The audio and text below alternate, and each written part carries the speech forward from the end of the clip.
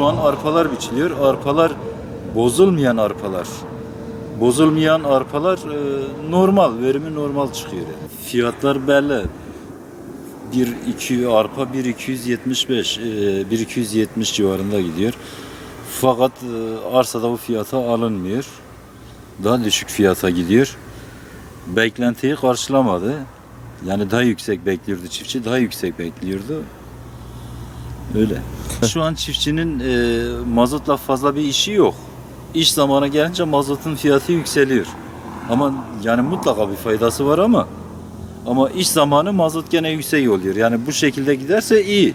Yani bu süreçte çiftçiye biraz daha destek beklenmesi gerekiyordu.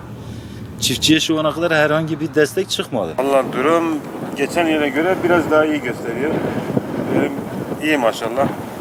Satış fiyat konusunda beklentinin dışında ama gene de iyi maşallah. 1.250 ile 1270 arası gidiyor arpanın. Beklenti değişiyor. Çiftçinin beklentisi bitmez. Ne diyeyim? Hakkımıza hayırlısı. Neyse olur inşallah. Aşağı yukarı buğday, nohut beraber 15-20 günü buluyor.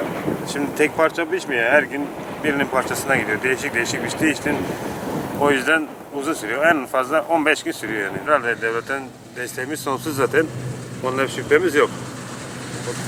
Desteklerin devamını bekliyoruz. Bu sene Allah'tan mazot biraz düştü. Yüzümüz biraz güldü.